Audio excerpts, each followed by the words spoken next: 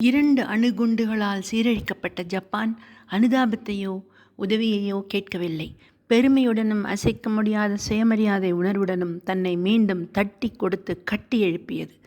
ஒருபோதும் அமெரிக்காவிடம் பிச்சைக்காக கையை நீட்டவில்லை. ஜப்பானில் 1 வருடத்திற்கும் மேலாக வசிக்கும் ஒரு இந்தியர் விசித்திரமான ஒன்றை கவனித்தார்.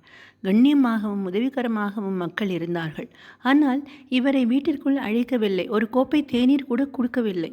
இந்தியருக்கு குழப்பம், வேதனை. கடைசியாக ஒரு ஜப்பானிய நண்பரிடம் ஏன் என்று காரணம் கேட்க, நீண்ட மௌனம் சாதித்த ஜப்பானிய நண்பர் பதிலளித்தார், எங்களுக்கு இந்திய வரலாறு கற்பிக்கப்படுகிறது. மோட்டிவேஷனுக்காகவோ இன்ஸ்பிரேஷனுக்காகவோ அல்ல, உத்வேகத்திற்காக அல்ல, எச்சரிக்கைக்காக, காஷனுக்காக. குழப்பமடைந்தார் இந்தியர். எச்சரிக்கையா? தொடர்ந்தார் ஜப்பானியர். எத்தனை பிரிட்டிஷ்காரர்கள் இந்தியாவை ஆண்டார்கள்? சுமார் 10,000 பேர். எத்தனை இந்தியர்கள் வாழ்ந்தார்கள்? 300 மில்லியனுக்கும் அதிகமானோர். உங்களை யார் ஒடுக்கினார்கள்? சவுக்கால் அடிக்கவும் சித்திரவதை செய்யவும் சுடவும் உத்தரவுகளை யார் நிறைவேற்றினார்கள்? ஜாலியன் வாலாபாக் படுகொலையை யார் தூண்டிவிட்டார்கள்? ஆங்கிலேயர்களா? இல்லை, இந்தியர்கள். ஒருவரும் கொடுங்கோலரை நோக்கி துப்பாக்கியால் சுடவில்லை. இந்தியர்கள் எப்போதும் அடிமைப்பட்டே வாழ்கிறார்கள். தன்மானத்தை விட்டு கொடுக்கிறார்கள். மத்திய ஆசியாவிலிருந்து எத்தனை முகலாயர்கள் வந்தார்கள்? சில 1000 பேர். ஆனால் உங்களை பல நூற்றாண்டுகளாக ஆட்சி செய்தார்கள்.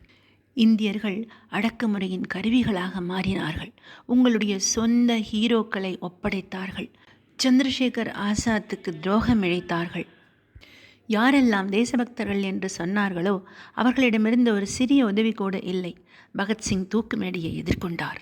இந்தியரே, உங்களுக்கு வெளிநாட்டு எதிரிகளே தேவையில்லை. உங்கள் சொந்த மக்களே அதிகாரம், பதவி மற்றும் தனிப்பட்ட ஆதாயத்திற்காக உங்களை மீண்டும் மீண்டும் காட்டிக் கொடுக்கிறார்கள். அதனால்தான் நாங்கள் உங்களிடமிருந்து சற்று விலகியே இருக்கிறோம்.